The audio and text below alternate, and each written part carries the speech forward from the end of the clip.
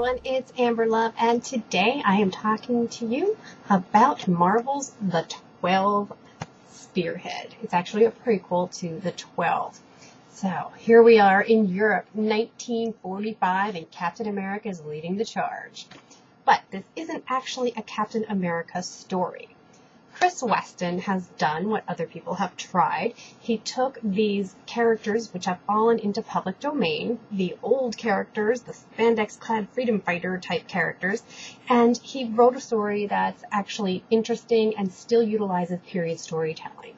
So The 12 was originally a volume that Weston was the artist on, and it was scripted by J. Michael Straczynski.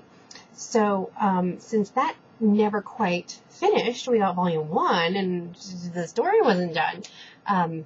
It was great that an issue of The 12 finally came out, and this is a prequel. So this is a really ragtag team of characters that's put together. There's a Jewish man who's pretending to not be Jewish. There's Dynamic Man who's kind of more like a douchebag man. Let's call it like it is. And the Black Widow, the original Black Widow, who just scares the bejesus out of everybody. And, we have the Phantom Reporter, and this story is being told from his point of view and his perspective.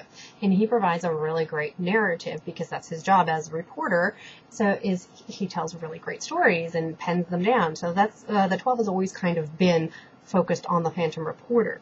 So with the exception of one sort of visual error that I found, it was otherwise visually solid, and again, really great storytelling here. Captain America comes into play because he needs to, pick and choose members of his team. And the psychic is saying that the Phantom Reporter is destined to be on the team. And here's a guy with no superpowers. So Captain America's like, what? No way.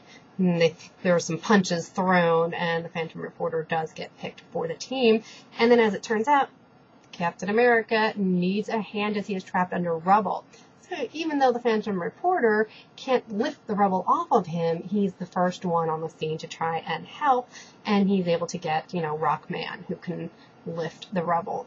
So it's a really interesting story showing more about these characters. Again, you don't get as in-depth because the original volume had several issues to it.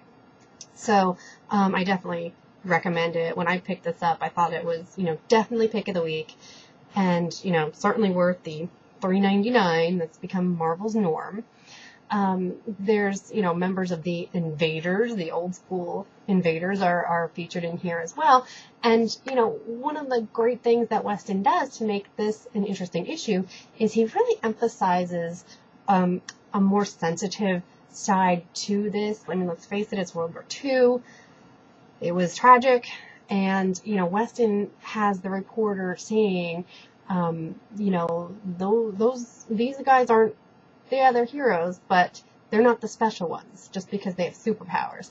Those GIs that don't have super strength, that are, giving up their lives, they're away from their families, there's nothing super about their abilities, and, they're the ones that really deserve the moniker of being called heroes. And so that's throughout the entire issue that Weston brings that up, and I think that's a really sensitive point. I hope nobody thinks that that's overdone.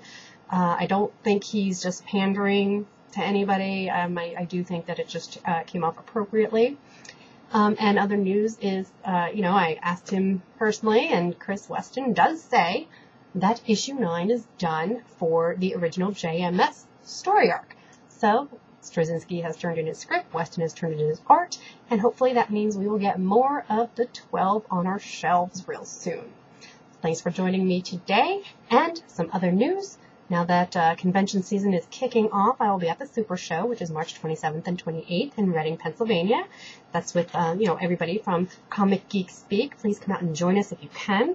I will be moderating a panel about costuming and character design. I'm going to have some people modeling their costumes. We have some guys from the 501st there, and some artists I'll get to ask questions to about their character designs. So it should be a lot of fun. Reviews might be a bit light, though, now that con season is underway. So, as always, leave your feedback and comments below, and don't forget to check out the all-new AmberUnmasked.com.